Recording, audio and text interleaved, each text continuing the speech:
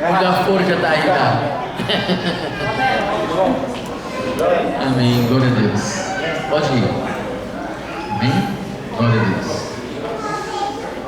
Vamos orar, irmãos e irmãs? Feche teus olhos, curva tua cabeça. Querido Deus, muito obrigado, Pai, por mais um dia na tua casa, na tua presença, com, Pai, esse desejo em nossos corações de aprender mais de ti. Amém. Que possas continuar nos ensinando, nos instruindo e que continuemos, Senhor, crescendo em graça e sabedoria diante do Senhor e diante dos homens. Nos abençoe nessa noite, inicie o teu querer, fale aos nossos corações em nome do teu Filho Jesus. Amém. Amém. Glória a Deus. Evangelho segundo João, capítulo 7, leremos os versos 37 e 38. João 7, versos 37 e 38. Vamos ler esse texto e depois vamos para Atos e Romanos.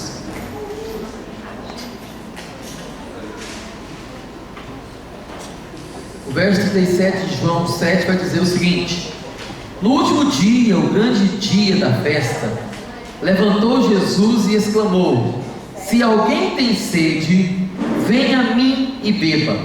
Quem crer em mim, como diz a Escritura, do seu interior fluirão rios de água viva. Até aí. Atos 1:8 nós sabemos de cor, né?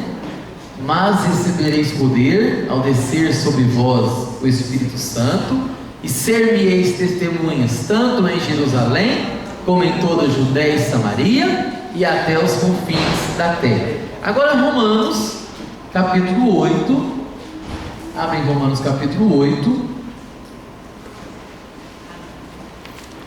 Epístola de Paulo aos Romanos. Abra no capítulo 8, depois você volte um pouquinho no capítulo 7. Vamos ver o contexto desse texto. 7. Isso, 7 a partir do versículo 14.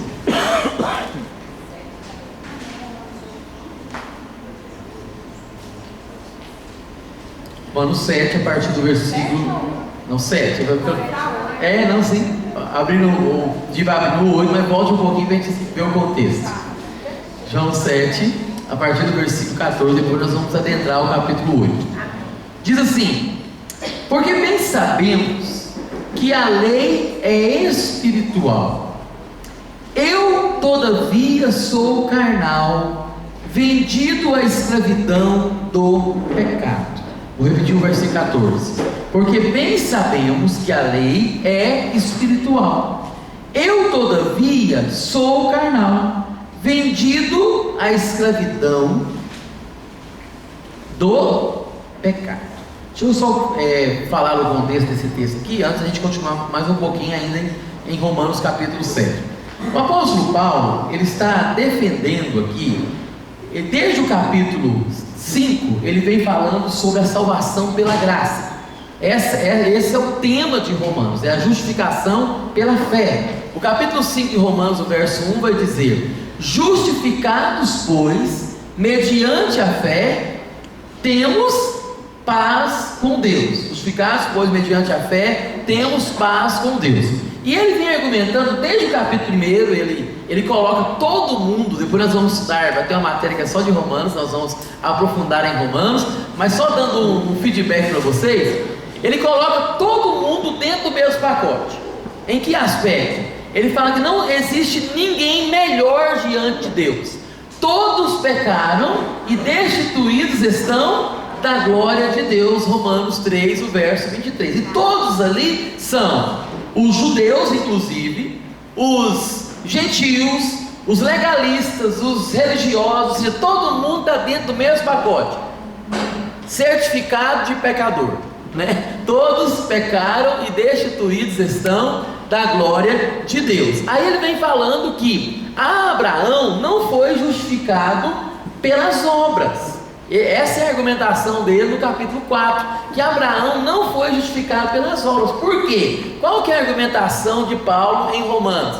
Que Abraão, ele creu capítulo 15, qual que era a maneira pela qual a pessoa adentrava no judaísmo? Através da circuncisão. Então, circuncisão era a matrícula no judaísmo, como hoje é o batismo. Nós recebemos as pessoas, os nossos pastores, como membros depois que elas passam pelo batismo. No judaísmo era a circuncisão. E Paulo vai argumentar, o argumento de Paulo é o seguinte: olha, nós estamos achando que Abraão é o pai do judaísmo. Abraão não é o pai do judaísmo. Abraão é o pai da fé. Ele é o pai de todos aqueles que creem. E Paulo usa uma argumentação fantástica, que é o do capítulo 15 de Gênesis, afirmando que Abraão foi salvo antes mesmo dele ser circuncidado. Ele foi salvo quando era ainda gentil. Lá no capítulo 15 está escrito: Abraão creu em Deus e isso lhe foi imputado para a justiça. Quando ele creu em Deus, naquele contexto que Deus o levou para fora da tenda, disse para ele: olha para o céu, conte as estrelas, se é que podes, né? Assim será a tua descendência. Aí depois que Deus falou aquilo com ele, o texto vai dizer: e Abraão creu em Deus, na fé. Lembra dos pecados que expulsaram o homem do paraíso? O primeiro deles foi a incredulidade. Abraão, para entrar na presença de Deus, ele teve que crer. Então sempre a porta foi a mesma, nunca mudou. Deus nunca teve 2, 3 planos, não. Sempre Deus teve um plano único. E Paulo está argumentando isso aqui, dizendo que Abraão foi salvo quando era ainda gentil, porque ele creu no capítulo 15 e foi circuncidado no capítulo 17, quando o filho já tinha 13 anos. Então, 13 anos depois que ele era crente, que ele era salvo, é que ele, poderíamos dizer, adentrou ao judaísmo quando ele foi circuncidado. Então é isso que Paulo está argumentando. Só que chega aqui em Romanos, no capítulo 5, ele vai dizer que nós somos justificados pela fé, nós temos paz com Deus. Aí Paulo questiona uma coisa assim, que dá uma sensação para o leitor, principalmente para o leitor judeu, que era tão legalista, que sempre foi ensinado pelos rabis a amarem a lei, a ensinarem a lei. O que Paulo está dizendo aqui, Paulo é muito categórico naquilo que ele afirma, e ao mesmo tempo sábio. A sensação que eu tenho é que Paulo, ao escrever, ele já está pensando no que as pessoas poderão pensar quando ele for fazer certos tipos de afirmações. Por isso que a gente observa o apóstolo Paulo com tanta pergunta retórica. Nessas perguntas: continuaremos nós pecando para que a graça de Deus superabunde sobre nós? Porque ele tinha acabado de afirmar: onde abundou o pecado, superabundou a graça de Deus. Aí a gente está pensando em alguém quando lê aquilo e fala assim: não, então eu vou pecar à vontade, e quanto mais eu pecar, mais eu vou ter que pecar. Aí ele faz a pergunta, já colocando aquilo, pensando que as pessoas iriam pensar: continuaremos nós pecando para que a graça de Deus superabunde? De modo nenhum, de maneira alguma, né? Aí quando chega aqui no capítulo 6 e vai para o 7, alguns leitores poderiam ter a sensação seguinte: não, o apóstolo Paulo parece que ele é contra a lei. Esse homem é totalmente contra a lei. Ele vem com o assunto aí de salvação pela graça, até dá-nos a sensação que ele está se posicionando contra a lei e que a lei é ruim. Aí ele chega aqui no capítulo 7, ele vai dizer exatamente o contrário. Ele fala assim: olha, porque bem sabemos que a lei é espiritual. Aí Paulo vai mostrar a sua verdadeira intenção ao criticar a lei. Aí ele vai dizer: olha, a lei é boa, a vontade de Deus prescrita na lei, os preceitos do Senhor são perfeitos. O salmista estava certo quando ele afirmou sobre os preceitos do Senhor, é reto. Então a lei do Senhor é perfeita. Só que o problema da lei é que ela, em momento algum, ela consegue capacitar o homem a cumpri-la. Ela só mostra o que é certo, mas ela não capacita o homem a cumpri-la. E dessa forma, a lei ela vai matar, porque ela só me mostra aqui eu estou errado, mas qual que é a solução? Ela não me dá, ela só diz para mim: faça o que é certo.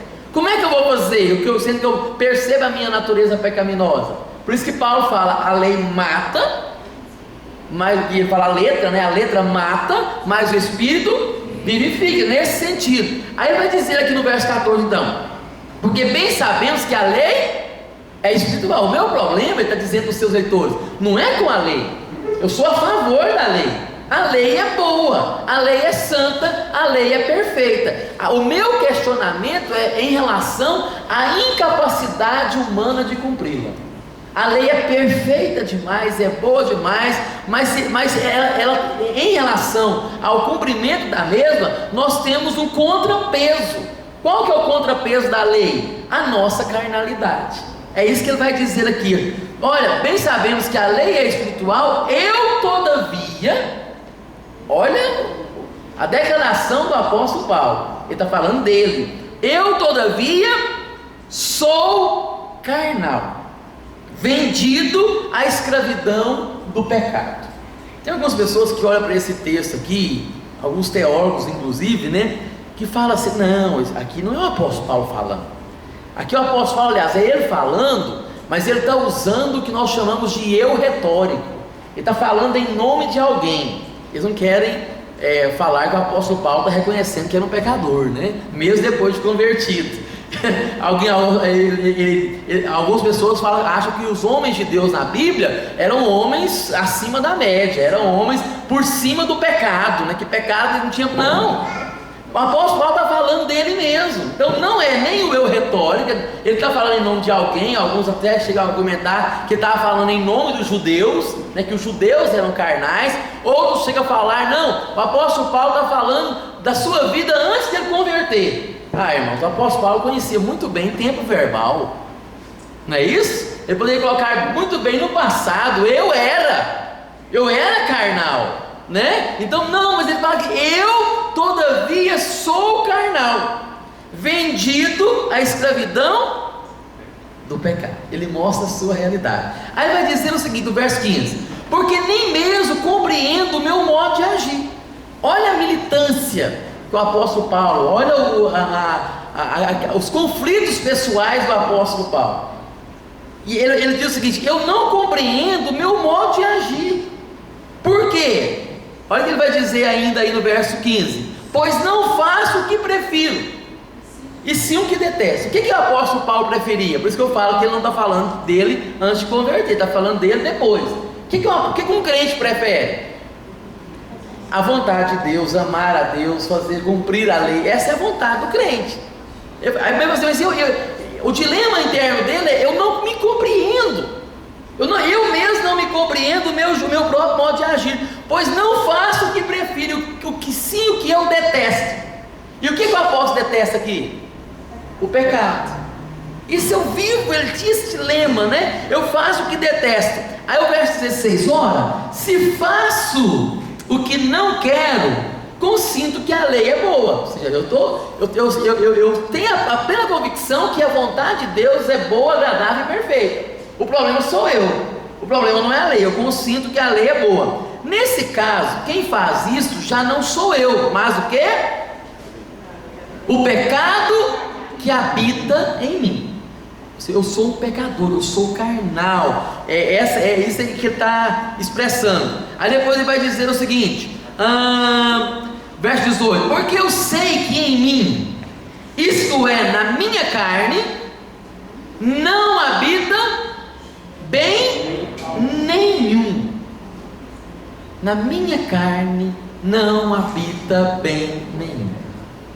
Irmãos, quando nós compreendemos isso, se você for esperar a sua carne converter,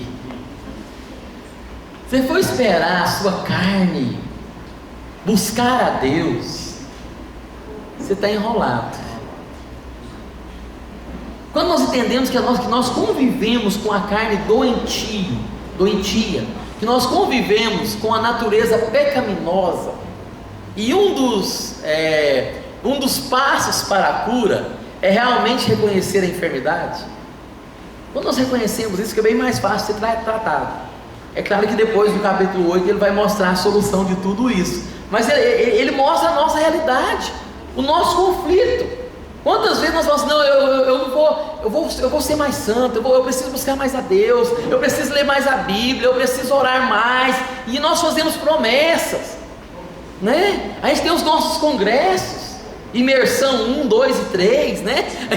E a gente sai dos congressos assim, né, ouvindo bons pregadores que trazem uma mensagem tão intensa, que fala aos nossos corações, e a gente se arrepende dos pecados, a gente tem aquela sede de buscar mais a Deus, e a gente sai assim animados, e a gente faz algumas promessas na nossa mente. Não, agora vai, agora aqueles pecados eu vou abandonar, agora eu vou ter mais comunhão com Deus, agora o congresso termina no domingo. Até no domingo eu estou fazendo promessas para Deus. Chega na segunda, terça, quarta, quinta, já voltou tudo ao normal. Mas cadê aquela promessa lá da sexta, do sábado, do domingo? Cadê? Está entendendo? É porque é um conflito. Então, se você já passou por esse tipo de crise, eu passo sempre, bem-vindo ao clube do apóstolo Paulo. O bem que eu quero fazer, eu não faço, mas o mal que eu detesto, esse eu vivo fazendo. O apóstolo Paulo, irmãos, ele está sendo homem demais, ele está sendo crente demais e humilde demais, ele está rasgando o seu coração. Ele está dizendo: olha, eu sou carnal, o bem que eu quero fazer, eu como convertido, como crente. E é interessante, as pessoas olham o apóstolo Paulo e acham que ele não tinha problema. Ele vira para os irmãos de Corinto e fala para os irmãos de Corinto: ó, tenham paciência comigo. Alguns falavam que o apóstolo Paulo é um temperamento muito tempestuoso, né? Assim tal, é muito afoito, talvez um colérico. Então, ele fala assim: olha, nesse caso, verso 17, não sou eu, mas o pecado que habita. Verso 18, porque eu sei que em mim, isto é, na minha carne, não habita bem nenhum. Pois o querer o bem, esse está em mim, não porém o efetuar. Eu não tenho capacidade natural de fazer a vontade de Deus. É isso que o apóstolo Paulo está dizendo.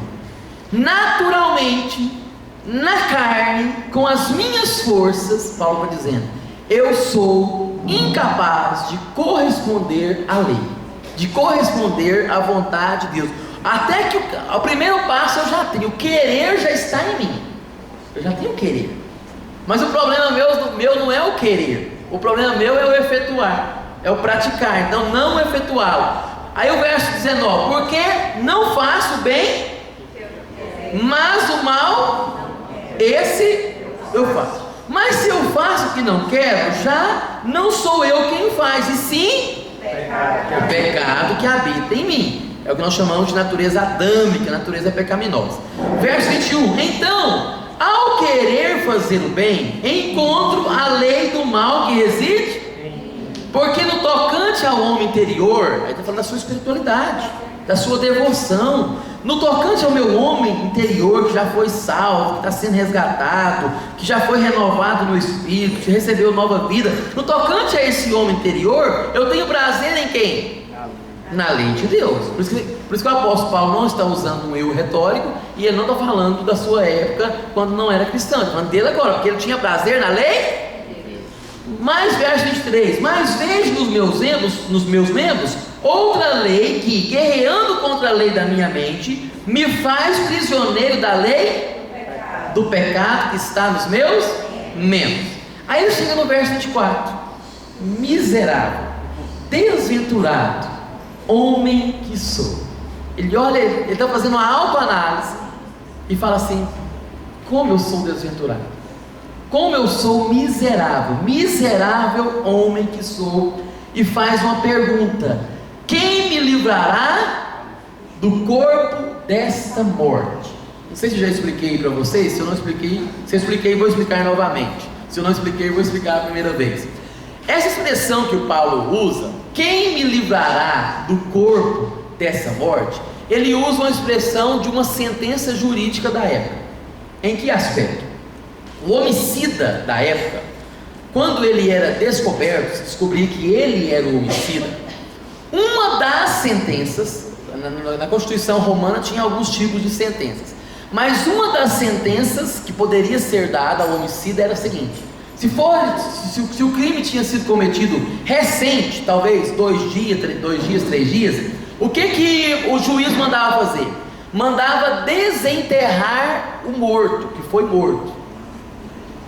tirava ele, aquele corpo já em começo de decomposição, amarrava o homicida, acorrentava, e o homicida tinha que andar agora com aquele corpo, e ele vigiado por um soldado, agora com aquele corpo que ele matou, né, do defunto, era a sentença dele.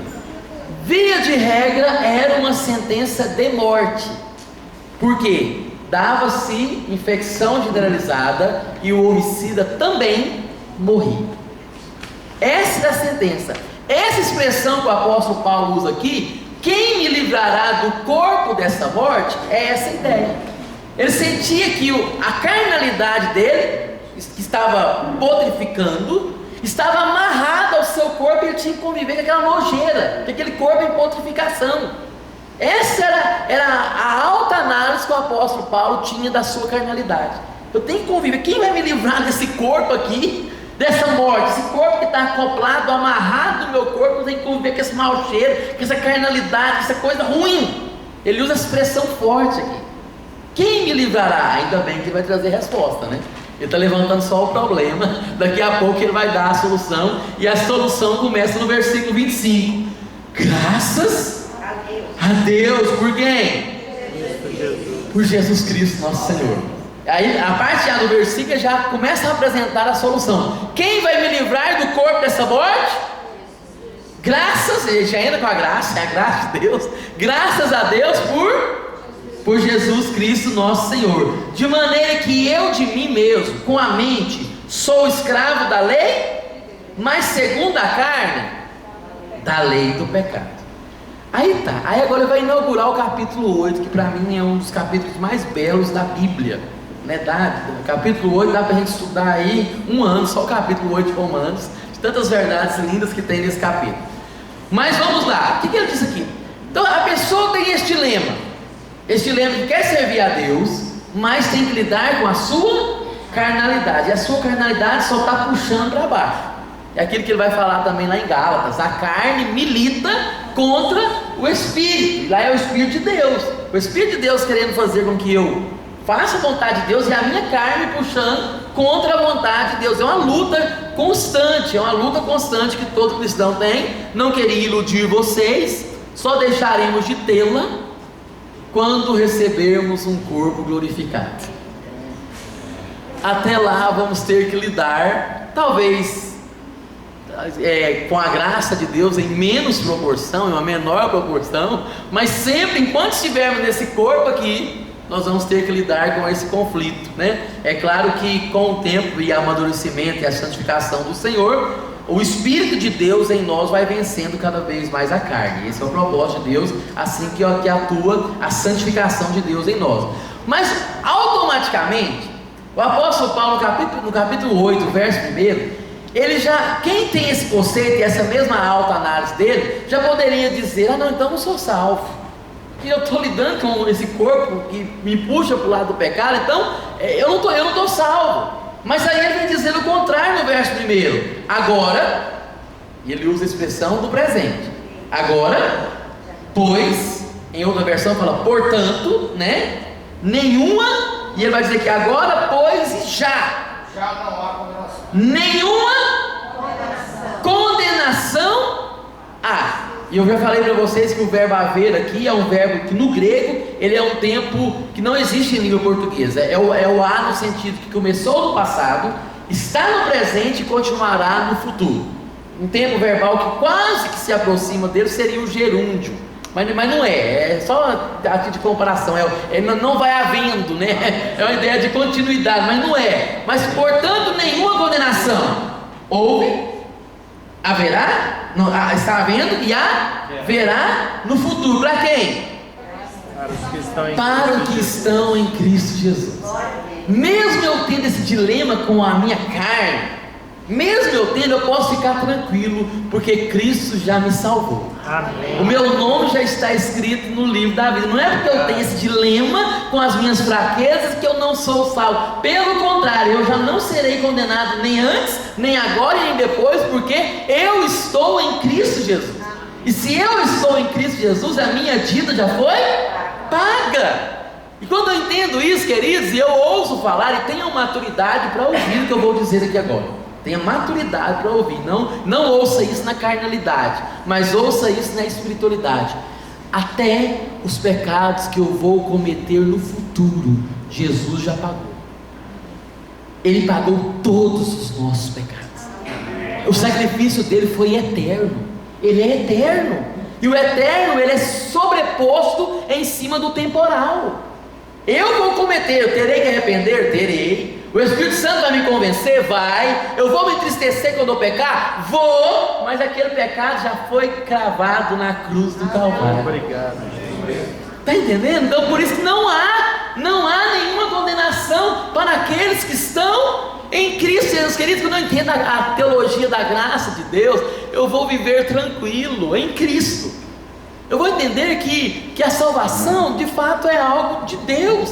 Hoje eu estava ouvindo uma frase de Jonathan Edwards, um dos grandes heróis da fé, né? Que ele dizia o seguinte: olha, nós não contribuímos em nada para a nossa salvação, senão pecando. A única coisa que nós ajudamos foi pecando, mas quase que atrapalhamos, né? Então, quando nós pecamos, a única participação que eu tenho na salvação é ter pecado, e foi por conta do meu pecado, o pecado da humanidade, o pecado de Adão. Por isso que Cristo teve que vir. Essa foi a minha contribuição. Senão, o resto é tudo pela graça mesmo. Está entendendo? Então, se nenhuma condenação há para aqueles que estão, aí vai começar a mostrar a solução. Porque a lei do Espírito da vida, aí estou mostrando uma outra lei aqui agora. Não é a lei da Torá, não são os 10 mandamentos, o decálogo de Êxodo 20. A lei do Antigo Testamento, a lei do Pentateuco, ela não capacitava a pessoa a ser salva. Ela só mostrava o que era errado. Ela não mostrava a solução. Aquela comparação que eu faço, a lei é o laboratório. Você vai no laboratório, pede para fazer exame, não, você está doente. Ó, as plaquetas estão baixas, o triglicérides está alto, ó, aqui está com pré-diabetes. Aí você fala assim: ah não, agora eu estou curado porque eu fui no laboratório. Não está. Você tem que pegar o seu exame, levar para quem? Para o médico. Aí o médico vai olhar, você precisa de tal vitamina, você precisa de ferro, você precisa diminuir a gordura, você precisa... Aí ele vai mostrar a solução. A lei é como um laboratório na nossa vida, ela só mostra o nosso problema. Por isso que a lei mata. A lei tem pessoas que saem do laboratório tristes, né? Mas não fica triste não, vai no médico. Vai ao médico, e Jesus, ele é o médico dos médicos. Amém? Então, olha aqui, porque a lei do Espírito da vida, em Cristo Jesus, fez o quê? Te livrou da lei do pecado e da morte. Aí vai dizer no verso 3: porquanto, aqui que eu já comentei com vocês hoje, o que for impossível à lei, no que estava enferma pela carne. Por quê? A lei foi impossível a ela. Por quê? Porque a carne impede que a lei seja efetivada na nossa vida. É isso que está dizendo, estava enferma por conta da carnalidade. Isso fez Deus fazendo o quê? Enviando seu próprio Filho em semelhança de carne pecaminosa, e no tocante ao pecado, e com efeito condenou Deus onde? Na carne, quem? A fim de que o preceito da lei se cumprisse em nós. Que não andamos, olha, ele vai dizer, lá no capítulo 7, apesar de ele mostrar esse conflito, ele vai mostrar qual que é a realidade agora do verdadeiro cristão. Apesar do cristão conviver com a carnalidade, apesar da carne pedir para pecar, o servo e a serva de Deus não mais anda segundo a carne. É o que vai dizer, que não andamos mas segundo, verso 5: porque os que se inclinam para a carne cogitam das coisas, mas os que se inclinam para o Espírito, das coisas do Espírito. Porque o pendor, a carne está sempre pendendo para onde? Para a carne é para a morte, mas o Espírito para a vida e paz. Por isso o pendor da carne é inimizade contra Deus, pois não está sujeito à lei de Deus, nem mesmo pode estar. Porquanto os que estão na carne não podem agradar a Deus. Irmão, isso aqui é uma revelação fantástica. Todas as nossas tentativas, de fazer a vontade de Deus na carne, com a nossa própria força, serão tentativas frustradas. Todas. Na carne, ninguém consegue agradar a Deus. São as nossas inúmeras promessas quebradas. Eu não vou pecar mais, eu não vou cometer mais isso, agora eu vou ser melhor. Final de ano, né? Tanto de promessa. O ano que vem eu vou fazer regime. O ano que vem eu vou ler a Bíblia toda. O ano que vem... É porque a gente tenta servir a Deus na carne, com a força da carne, e não entende que a carne está enferma por conta do pecado. A carne está debilitada, a carne está corrompida. Está entendendo? Então, na carne, ninguém consegue agradar a Deus, porque o pendor da carne é para a morte, o pendor da carne é inimizade para com Deus, e no máximo que eu consigo ser na carne é um legalista hipócrita, que às vezes eu consigo ser crente na frente dos outros, mas só Deus conhece a minha mente, só Deus conhece o meu coração. Por isso que Jesus contrastou tanto os fariseus, os saduceus, né? Vocês são hipócritas, eu conheço o coração de vocês. Vocês são hipócritas, querem viver uma falsa religiosidade, uma pseudo-religiosidade. Vocês querem viver na carne, uma religiosidade aparente. Porque a carne ela não consegue, por mais que... Eu costumo comparar a carne, a nossa carnalidade, com um ventilador sem estar ligado na energia elétrica. A gente vai lá, tira aquela parte da frente dele lá e vai... dá uma tocada nele, né? Ele venta um pouquinho, até que trabalha um pouquinho, né? Uns segundos, né? Só que não com a mesma potência e intensidade que se estivesse ligado na energia, e logo ele vai parar. E a gente fica fazendo isso na nossa vida. De novo. Você não aprendeu que tem que ligar na energia, é muito mais fácil. Vamos lá, daqui a pouco nós vamos saber como é que nós podemos nos conectar na energia. Amém? Vamos lá então. Porquanto, verso 8, os que estão na carne não podem agradar a Deus. Aí vai dizer o verso 9: vós, porém, não... vós não estáis na carne, mas no Espírito. Se de fato, e esse Espírito aqui é o Espírito maiúsculo, né? É o Espírito de Deus. Se de fato o Espírito de Deus habita... E se alguém não tem o Espírito de Cristo, esse tal não é? Se porém Cristo está em vós, o corpo na verdade está o quê? Por causa do pecado, mas o Espírito por causa da justiça. Se habita em vós o Espírito daquele que ressuscitou, olha a comparação que o apóstolo Paulo faz.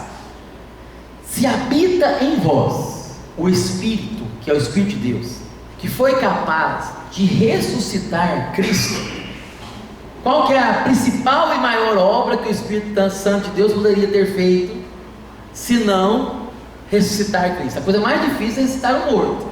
E Paulo usa essa comparação aqui. Se o Espírito que ressuscitou Cristo dentre os mortos, esse mesmo Espírito que ressuscitou a Cristo dentre os mortos, vai fazer o quê?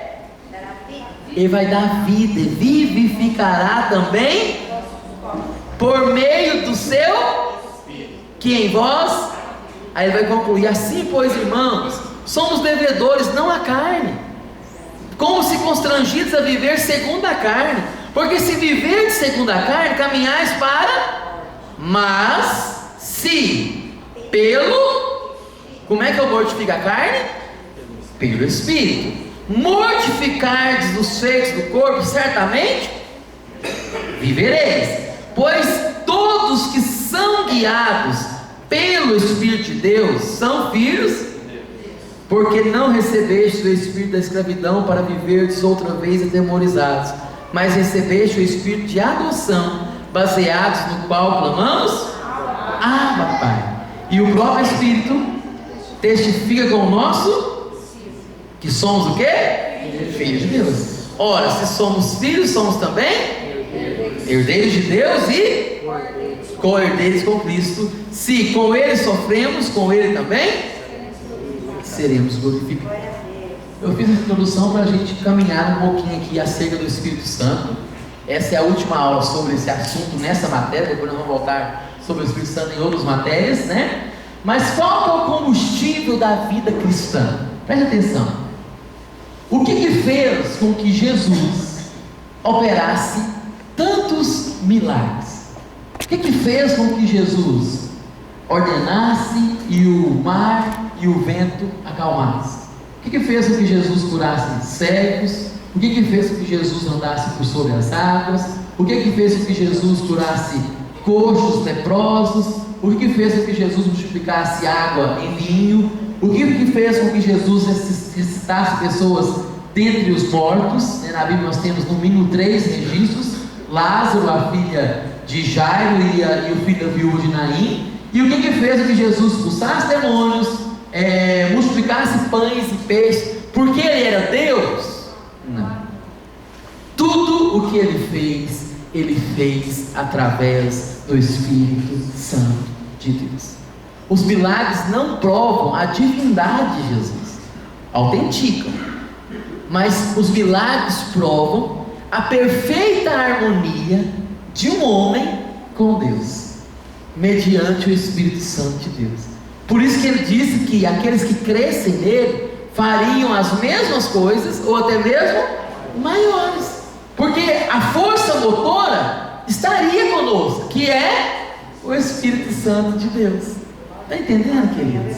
E quando nós entendemos isso, como Tiago, por exemplo, escreve, eu gosto, a gente vai amadurecendo na fé. A gente, assim como vocês, certamente, eu também já fui muito iludido em relação a pessoas. Eu já tive os meus heróis cristãos, né? Santos homens de Deus, pastores. Nossa, meu pastor, ele é intocável, ele é um homem de Deus. Aí depois, com o tempo, você vai convivendo com as fraquezas, convivendo com os pecados, e percebendo que é um homem normal, que pode cair sim em tentação, se não vigiar. Que Davi era um homem segundo o coração de Deus e adulterou, e não só adulterou, como cometeu um homicídio, mandou matar. Está entendendo? Eu me lembro quando eu fui para o seminário, eu tinha doce ilusão, que lá no seminário eu ia ver só anjos, né? Eu vou para o seminário, passar 4 anos, vou orar, vou jejuar. Lá o tempo todo eu acho que é os anjos abrindo o portão do seminário, é alguma coisa, né? Os meus colegas, né? Os meus colegas de seminário, todos os homens de Deus, então, falando em língua o tempo todo, orando. Os professores, né? Doce ilusão. Quando eu ouvi alguns, eu me lembro um professor que eu admirava muito, continuo admirando. Um dia ele chegou em sala de aula e falou assim: irmãos, e ele também era aluno do Dr. Russell Shedd. Ele falou assim: irmãos, Deus pode me mandar para qualquer lugar do mundo, e ele sabe que eu sou obediente à voz dele, para trabalhar com qualquer tipo de pessoa, que eu vou. Eu só oro e peço a Deus, ele dizendo, para Deus não me mandar trabalhar com 2 tipos de pessoas: prostitutas e homossexuais, porque senão eu caio no pecado. Aí quando eu ouvi aquilo, a priori veio um choque, né? Nossa, ouvir isso de um homem de Deus. Mas ao mesmo tempo eu olhei e disse: nossa, ele é normal. Assim como eu tenho os meus dilemas, ele também tem. Ele não é um semideus, não é porque sabe grego, hebraico, dá uma aula tão boa que ele não tem as suas fraquezas. A priori gerou assim um certo constrangimento, mas depois trouxe um amadurecimento. Ou seja, ele fez igual o apóstolo Paulo: eu sou, a lei é espiritual, mas eu sou carnal, e cada um conhece a sua fraqueza e temos que lidar com elas. E como é que nós vamos vencer as nossas fraquezas? Através do Espírito, vigiando, orando, buscando ao Senhor. Então tudo que Jesus fez, ele fez mediante o Espírito Santo. Infelizmente, muitos vivem de forma inconstante na vida cristã. Muitos vivem capengando, né? Por quê? Porque querem levar a vida cristã na carne, na força da carne. Sempre vão se frustrar consigo mesmos e se frustrar com os outros, porque tem uma visão carnal do mundo espiritual. É aquele exemplo que eu sempre cito do ventilador e da energia, vocês já conhecem já. Nesse texto que nós lemos, tanto de João 7 quanto esse que nós lemos aqui, Jesus mostra e nos fala de um tipo de vida diferenciado, sobre uma vida cristã farta em sua presença, através do Espírito Santo de Deus. Aqueles que creem em João 7, aqueles 2 versículos que nós lemos, como diz as Escrituras, do seu interior fluirão rios de água viva. Essa é a promessa de Deus. E eu trouxe algumas perguntas para você aqui nessa noite. Você almeja ter mais intimidade com Deus?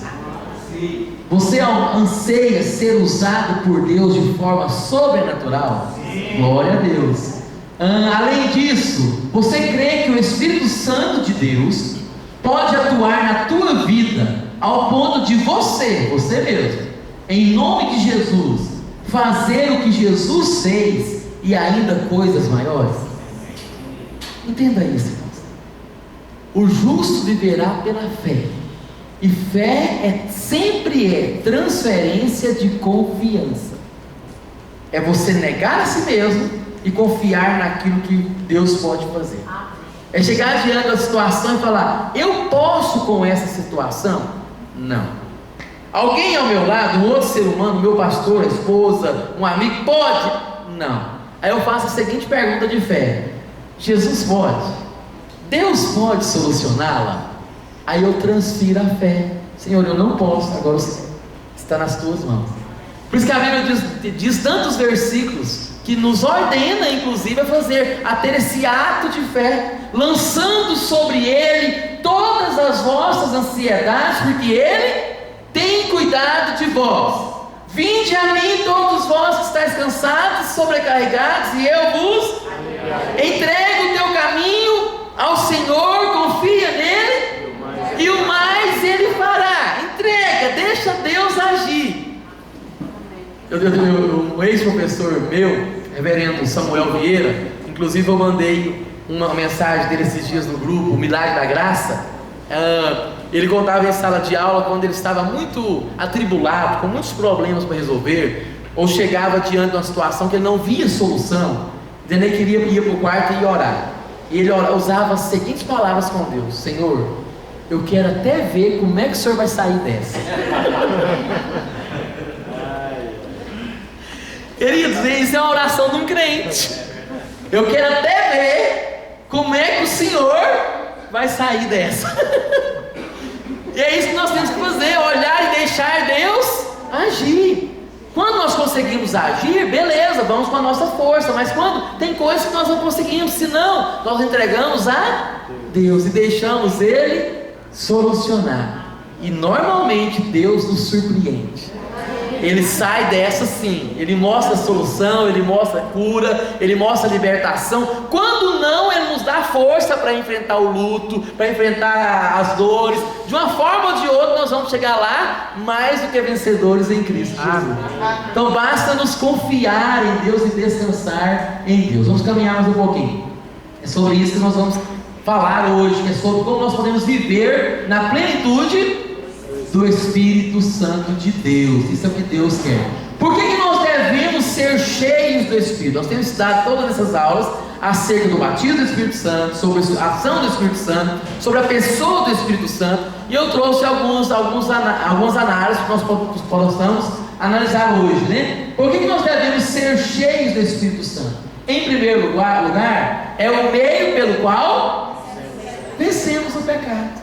Não tem outra forma de eu lidar com o pecado, buscando força em Deus, pedindo a Deus para me capacitar. Não é eu ficar lutando sozinho, não, com a minha força, não, eu sou forte, né? Nós que somos homens, as mulheres tapam os ouvidos, né? Brincadeira. Mas nós que somos homens, ver uma mulher fazendo striptease na nossa frente, daquelas bem bonitas, não, eu sou forte, eu vou resistir o negócio aqui. Não. Do pecado, da tentação, você não resiste. A Bíblia manda de resistir o diabo, e ele fugirá de vós. Tentação nós temos que fazer igual José: correr. José correu por quê? Porque ele era um cabra macho. Porque ele sabia que se ele ficasse, ele iria cair. a Bíblia manda a gente fugir da aparência do mal. Então é pelo Espírito Santo que eu venço o pecado. É na força do Espírito Santo que eu vou vencer o pecado. Tanto Romanos que nós lemos, quanto Gálatas 5, verso 16, vai dizer o seguinte: andai no Espírito. Quando eu ando no Espírito, o que vai acontecer? E não mais satisfazeis a concupiscência da carne. A palavra concupiscência não é concupiscência, não é uma ciência, né? É ciência mesmo. A palavra concupiscência é sinônimo de cobiça. Tudo aquilo que a carne cobiça. Então, quando eu ando no Espírito, o que vai acontecer comigo? Eu não vou satisfazer as cobiças, os desejos da carne. Isso acontece quando eu ando no Espírito. Porque se viver segundo a carne, já vez de...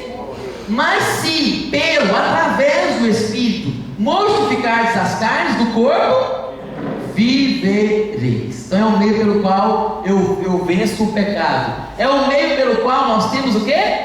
Vitalidade espiritual. Romanos 8. E se o Espírito daquele que dos mortos ressuscitou Jesus habita em vós, aquele que dos mortos ressuscitou a Cristo Jesus, há de quê? Vivificar. É nos capacitar a fazer aquilo que a carne não consegue. Está entendendo? Eu não quero orar, a minha carne não quer. Mas se eu tiver comunhão com o Espírito vai me capacitar a orar. E a oração vai ser algo prazeroso para mim. Eu não quero jejumar e a minha carne não quer. Comer é bom. A carne gosta de comer. Ela gosta dos prazeres da carne. Mas eu, no Espírito, eu vou desejar ter comunhão com Deus através do jejum. Está entendendo? Eu quero pecar, eu não quero buscar a Deus. Mas no Espírito eu vou vencer o pecado e vou buscar... Eu receberei vida espiritual. Eu vou conseguir fazer aquilo que a própria lei não me capacitava. Mas agora o Espírito capacita. No Espírito, através do Espírito, eu vou conseguir servir a Deus como Ele quer que eu o sirva. Está entendendo? Apesar da minha carnalidade estar aqui, igual o apóstolo Paulo, quem vai me livrar do corpo dessa morte? Mas esse corpo vai sendo mortificado cada vez mais e mais. Aquilo que o apóstolo Paulo fala que é despindo do velho homem, é uma progressão, e se revestindo do novo homem. Isso se dá mediante o Espírito Santo de Deus. Então, ele vai vivificar também os vossos corpos mortais pelo seu Espírito em vós habita, e vamos agradar a Deus desta forma. Caminhando mais um pouquinho. Quando eu sou cheio do Espírito Santo, é o meio pelo qual nós nos relacionamos. O Espírito Santo intercede, assistindo-nos em nossas fraquezas, ensinando-nos a... Ele não só nos ensina a orar, como o texto vai dizer que Ele ora por nós. Eu acho isso fantástico, querido. Porque às vezes a gente fala tanta besteira para Deus em oração. E é como se Deus falasse assim: ô pai, tapa os ouvidos aí que seu filho está falando besteira. Deixa eu falar para o Senhor o que ele necessita mesmo. Deixa eu pegar essa oração dele, deixa eu traduzi-la para o Senhor. Aquilo eu que habito nele, deixa eu falar para o Senhor o que ele necessita. É que a Bíblia diz: ele intercede por nós com gemidos inexprimíveis diante do Pai. Tá certo? O que nós devemos fazer então? Eu me perguntei por que nós devemos ser cheios do Espírito Santo. O que nós devemos fazer então para sermos cheios do Espírito Santo? Em primeiro lugar, crer na promessa. Então ser cheio do Espírito Santo é só para pentecostal.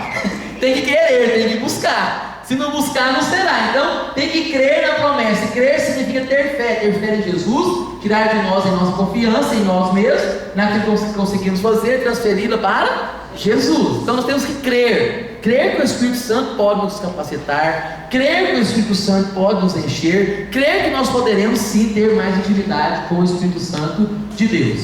E o texto vai dizer: e esses sinais hão de acompanhar quem? Aqueles que em meu nome expelirão dos demônios, falarão novas línguas, pegarão, e se alguma coisa mortífera beberem, não lhes fará mal. E se impuserem as mãos sobre os enfermos, eles ficarão curados. Então esse texto aí vem logo após o ide por todo mundo e pregai o Evangelho. Quem crer, aí esses que vão crer vão ter sinais que vão acompanhá-lo. E é interessante que são os sinais que vão acompanhar, não sou eu que vou correr atrás dos sinais. Os sinais virão naturalmente. É igual correr atrás de bênção, é correr atrás do vento. Eu não corro atrás de bênção, eu vou atrás de Deus, e Ele me abençoa. Tem tanta gente que corre atrás de bênção, né? E Deuteronômio fala que essas bênçãos virão e te alcançarão. Você está assim, ela tropeça em você. Cheguei! Quando você faz a vontade de Deus, quando você busca a Deus. Então, esses sinais seguirão, vão atrás de quem? Daqueles que creem. Vão fazer tudo isso aí, né? E no nome de Jesus, vão fazer o quê? Expulsar demônio. Eu me lembro de um pastor amigo meu que pastoreava São Paulo, e um dia o culto cheio, e ele manifestou um demônio lá atrás, no final da igreja, né? E ele, assim, diante da situação, ele virou para a igreja: irmãos, quem estiver mais perto aí, expulsa esse demônio aí. E tinha um novo convertido, ex-homossexual, que era o mais perto do demônio, só tinha um mês de crente. Ele virou e falou assim: o pastor mandou que é para sair em nome de Jesus. Pode sair em nome de Jesus. O demônio foi embora. Por quê? Porque não sou eu que expulso, irmãos. Quando você achar que é você que pode, não, você não, cuidado com esse negócio de... Tem gente que fala assim: não, vou pisar na cabeça do inimigo. Cuidado, irmão. Até o anjo falou para o diabo: o Senhor te repreenda.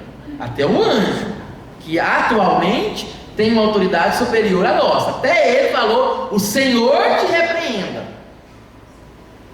Tá certo? Mas eu, em nome de Jesus, que eu sei que não sou eu que vou expulsar o demônio, é Deus que vai expulsar, é Jesus que vai expulsar, é o Espírito Santo de Deus que vai fazer a obra. Então, em nome de Jesus, a autoridade é do nome de Jesus, não é minha. Então, em nome de Jesus, nós expulsamos mas isso é só para aqueles que creem. Tem que crer, tá certo? Então, expulsarão demônios, falarão novas línguas, pegarão em serpentes.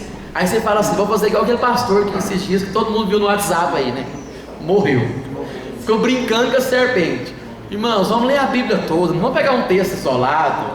A mesma Bíblia que fala nós vamos pegar em serpente, está escrito também: não tentarás o Senhor teu Deus. Uma coisa é eu estar evangelizando lá na África, indo para o meio do mato, e vem uma serpente e me morde. E aí o que vai acontecer comigo? Eu serei curado? Outra coisa é eu olhar: ô serpente, vem cá, morde em mim. Uma coisa é, em havendo uma necessidade de eu ir para outro lugar e não ter embarcação, e Deus pelo Espírito me impulsionar a andar sobre as águas. Outra coisa é eu vou dar uma demonstração, chama a Rede Globo, que agora eu vou andar sobre as águas. Fundou, morreu. Então cuidado com esse negócio de ficar tentando o Senhor teu Deus, né? Então tem que ser pelo Espírito. E se puserem as mãos sobre os enfermos, eles ficarão curados. Quando você for orar para o enfermo, não faça: não, eu que vou curar. Você não vai curar nada. Ora em nome de Jesus para que seja feita a vontade de Deus, e ore pela cura, sim, mas em nome de Jesus. Vamos lá. Eu tenho que fazer, além disso, o quê? Obedecer os mandamentos do Senhor. Se me amais, guardareis os meus mandamentos. Você tem obedecido os mandamentos do Senhor? Tem ouvido a voz do Senhor? O Salmo 27, o verso 8 vai dizer o seguinte: ao meu coração me ocorre, buscai a minha presença. Esse é um sentimento que todo cristão tem. Não é aquela voz no íntimo do seu coração? Me busque, ore, leia a minha palavra, tenha comunhão comigo. Não tem essa voz lá no íntimo? Aí qual que é a resposta do que o salmista deu? A voz que estava no seu coração, que já era do Espírito: buscarei, pois, Senhor, a tua presença. Então corresponda a essa voz que está no seu coração e no meu coração também. Além disso, perseverar em comunhão. Então a comunhão é um ambiente propício para o derramamento do Espírito Santo de Deus. Igreja unida com um só propósito é um ambiente em que Deus tem prazer de derramar o seu Espírito. Normalmente os grandes derramamentos de Espírito, do Espírito de Deus, né, no decorrer da história da humanidade, se deram em momentos de comunhão. Atos capítulo 2, estavam todos reunidos em unidade. Está entendendo? E no decorrer da história também. Então, quando a igreja é unida, é um ambiente propício. Tem os exemplos gravetos unidos. Quanto mais unidos, mais fogo tem, né? E se você tirar a brasa do braseiro, o que vai acontecer? Ela vai apagar, né? Então, nós temos que sempre entender, queridos, e buscar a comunhão da igreja. Buscar a comunhão, porque esse ambiente de comunhão é um ambiente para o Espírito Santo distribuir os dons, para o Espírito Santo encher as pessoas, tirar as nossas diferenças. Então, quando nós entendemos isso, eu trouxe essa frase aí, né? O que nos une é maior do que aquilo que nos separa. Isso chama-se maturidade cristã. O que nos une, quem é que nos une? Jesus. Sempre deve ser de forma efetiva maior do que aquilo que nos separa. O que nos separa? São as nossas diferenças, os nossos gostos. Está entendendo? Tem muita coisa que nos separa na vida cristã prática. Tem pessoas que vêm para aqui e chegam aqui, não, pastor, não gosto de negócio de célula, não. É uma diferença, mas isso é um detalhe, porque aquilo que nos une é maior do que aquilo que nos separa. Está entendendo? Ou outro chega e fala assim, essa igreja canta um hino que eu nem conheço, é hino novo demais, esses hinos aí que a Poliana compõe, né? Eu nem conheço isso. Aquilo que nos une é sempre maior do que aquilo que nos separa. Enquanto você vai em outro lugar, nossos irmãos parece que vivem num museu cantando música de 1800 e pouco, né? Você vai lá e adora a Deus do mesmo jeito. Está entendendo? Isso é maturidade, é entender que aquilo que nos une sempre será maior do que aquilo que nos separa. Eu tenho grandes amigos teólogos que divergem de mim em um monte de pontos teológicos. A gente faz brincadeira, piadinha um com o outro, mas nem por isso deixamos de ser amigos, deixamos de nos amar e deixamos de saber que nós vamos para o céu. Está entendendo? Então, aquilo que nos une é sempre maior do que aquilo que nos separa. Não sei se eu já contei para vocês, mas o fundador do metodismo, John Wesley, ele tinha um companheiro de trabalho, de obra, que era o George Whitefield. Whitefield, ele conviveu por muitos anos com Wesley, e o Wesley foi um avivalista, né, um homem que Deus usou poderosamente na Europa, e eles trabalharam juntos, e os dois estudando e crescendo ministerialmente. O Whitefield conheceu a teologia reformada e se tornou um calvinista, enquanto que o Wesley, na época, tendia mais para o lado arminiano, e aquela velha briga do arminianismo com o calvinismo, e os dois começaram a distanciar teologicamente.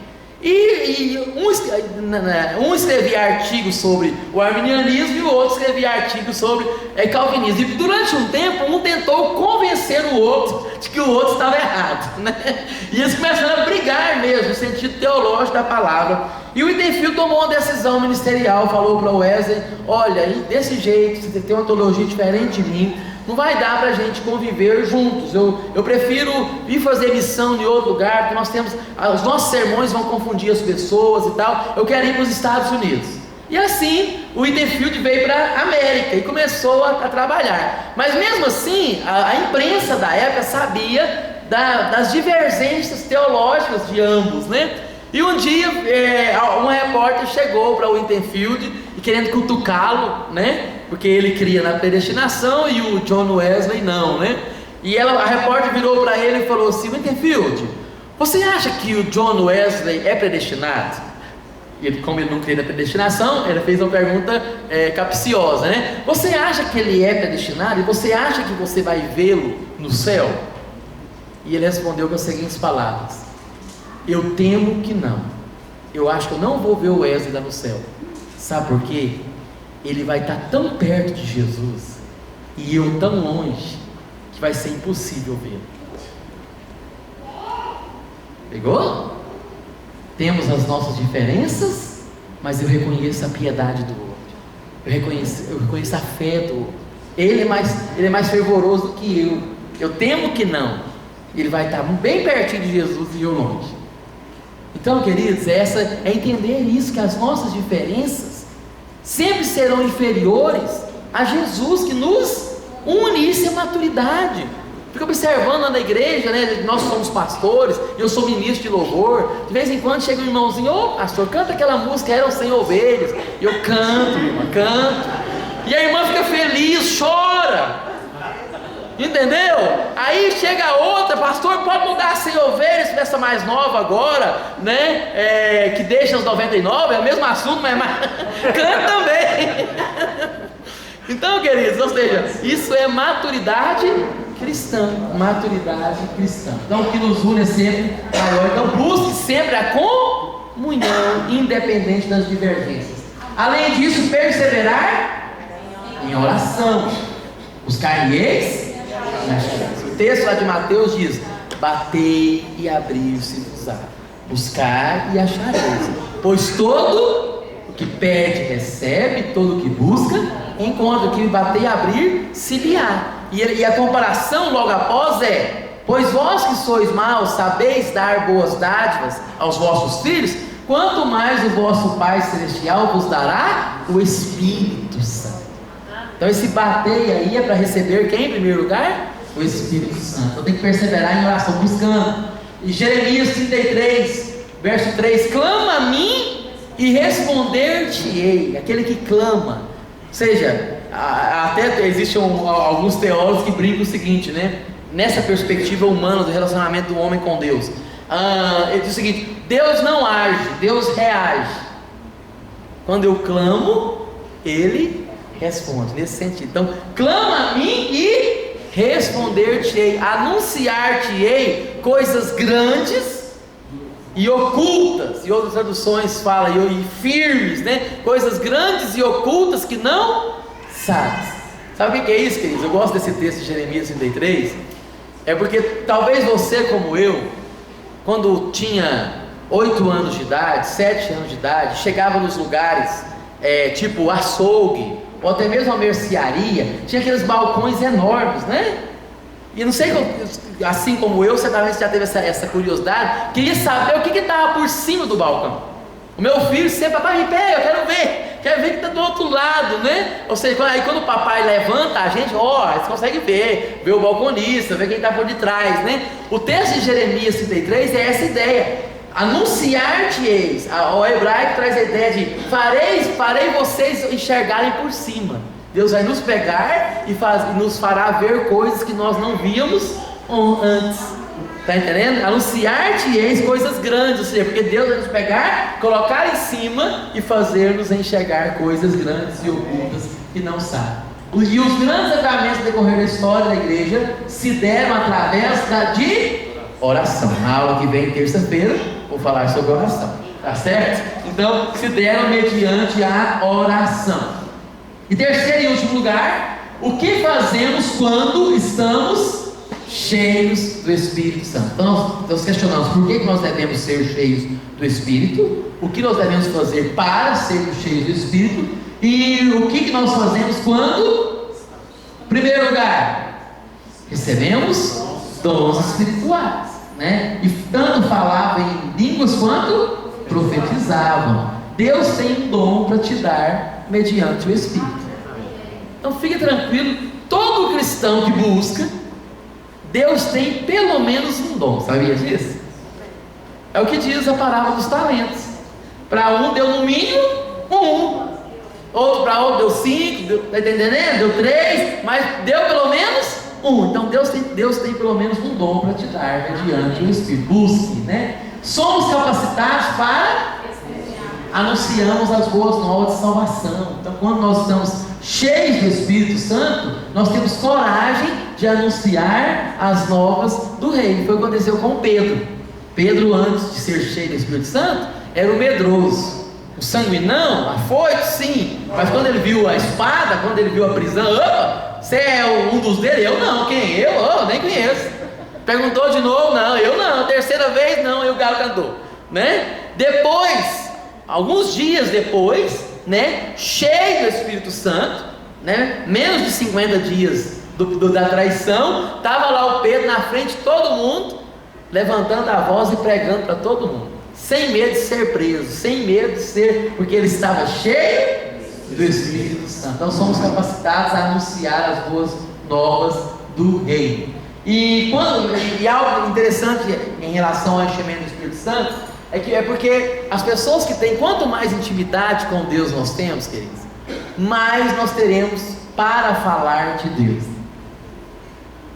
Quanto mais intimidade nós temos com Deus, mais nós teremos para falar com Deus. Observe o seu assunto. O que você anda conversando? A Bíblia diz que a boca fala, o coração está cheio. Eu me lembro quando a Mara Maravilha converteu, e ela estava numa entrevista com a Gabi, Marília Gabriela, né? E a Gabi chegou diante dela, fazendo um monte de perguntas, e tudo para ela era Jesus. Na época nova convertida, Jesus, Deus, e graças a Deus, e tal, estou muito feliz nesse momento da minha vida e tal. E em determinado momento da entrevista, a Marília Gabriela virou para ela e falou assim: Mara, você é uma baiana, tem um axé no sangue, gosta de dança, você é uma artista, e eu estou percebendo que você está muito diferente da última vez que você esteve aqui comigo. Você falava sobre carreira, sobre projetos, agora tudo para você é Jesus.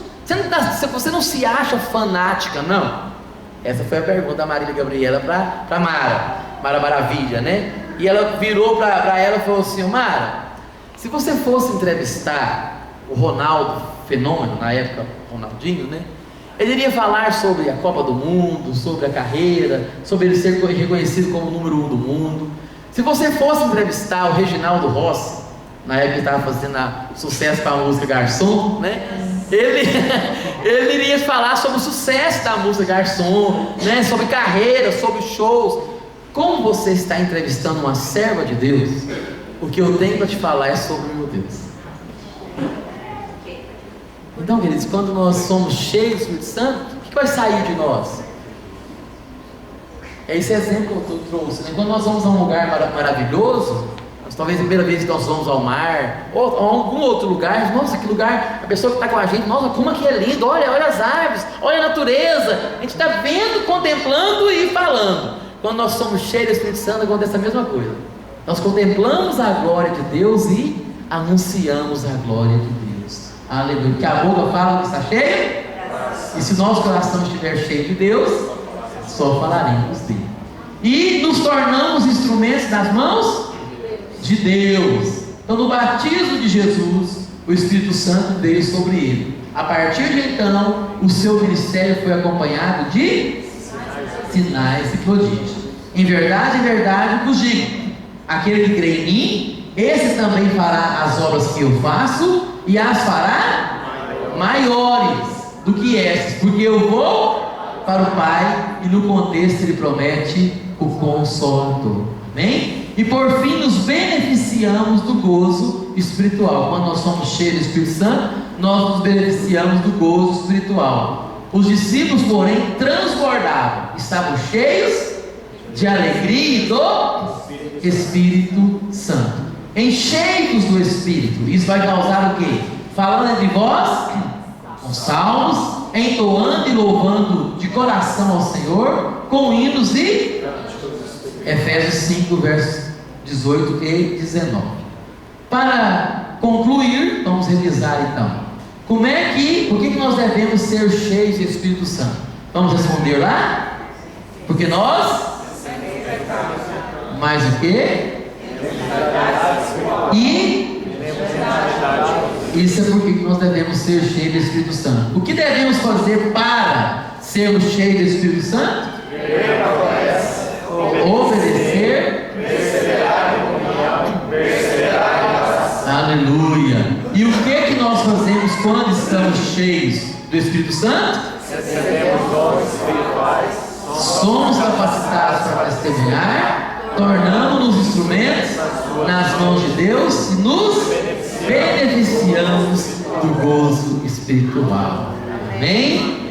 Então que nós possamos de fato desejar, buscar o enchimento do Espírito Santo de Deus e viver na presença de Deus, porque na presença de Deus, segundo o salmista do Salmo número 16, há plenitude de alegria, e na sua destra delícias perpetuamente.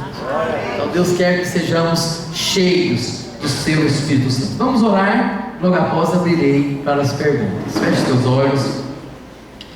Senhor Deus, muito obrigado, ó Pai, por essa noite na Tua presença, por, ó Pai, estarmos sendo instruídos na Tua palavra, sobre a necessidade de buscarmos o Teu Santo Espírito, que Tu possas, Senhor, de fato, preservar em nosso meio o Teu Santo Espírito, nos enchendo, nos capacitando, e que através do Teu Santo Espírito possamos ter vida espiritual, possamos vencer a nossa carnalidade que é tão intrínseca a nós, ó Pai, que em nome do Senhor Jesus, através do Teu Santo Espírito, possamos, ó Pai, cumprir o Teu querer, obedecer a Tua vontade, proclamar o Teu Evangelho, sermos testemunhas, ó Pai, do Senhor e da Tua obra sobre a face da terra. Nos capacite dia após dia, em nome do Senhor Jesus. Amém. Glória a Deus. Alguma pergunta?